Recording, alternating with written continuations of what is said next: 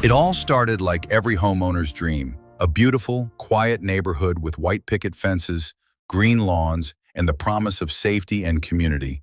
But what they never told me was that behind those perfect facades lurked a machine of control and intimidation disguised as the Homeowners Association, an organization that pretends to protect the neighborhood but operates like a private government with unchecked power over your property, your privacy, and even your freedom. And my nightmare began the day I received my first violation notice. Not for something dangerous, not for breaking any law, but because my garden had too many flowers. Flowers that the HOA board deemed aesthetic violations against their strict and unwritten landscaping rules. And from there, the harassment escalated rapidly. Letters, fines, threats of lawsuits, each one more ridiculous than the last, accusing me of parking my car half an inch over the invisible line of my own driveway, demanding I repaint my front door because the shade of blue I chose wasn't community approved, and threatening daily penalties if I didn't comply. But it wasn't just me. My neighbor Mark faced foreclosure because his mailbox was slightly dented after a storm. An elderly Mrs. Johnson, who lived 2 houses down, was fined $500 for leaving her trash bins out for an extra 30 minutes.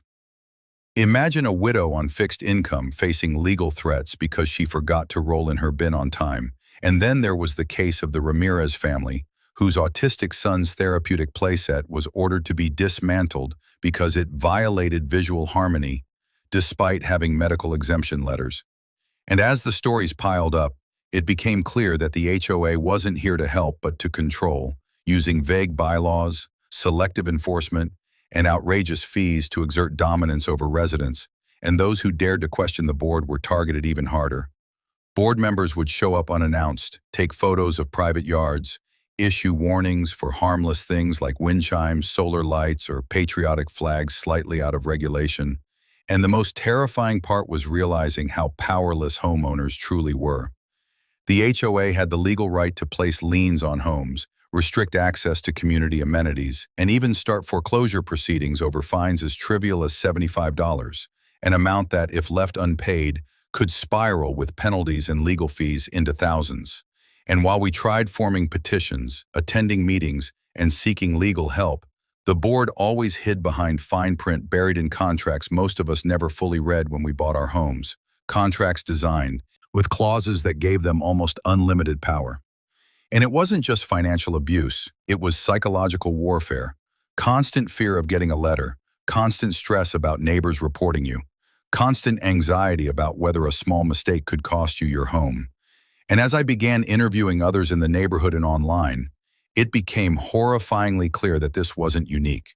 It was nationwide, a hidden epidemic of HOA abuse where ordinary families were bullied, manipulated, and drained mentally, emotionally, and financially, all while the public facade remained.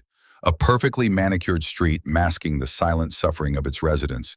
And now as I share this story, I realize that the only way to fight this silent tyranny is by exposing it, by helping others understand what lies beneath the surface of HOA-run communities, and by empowering homeowners everywhere to know their rights, to push back, and to never accept that a neighborhood should feel like a dictatorship disguised as a community, because no family should ever lose sleep, their peace, or their home over the color of their flowers, the shape of their mailbox, or the time it took them to bring in their trash bin.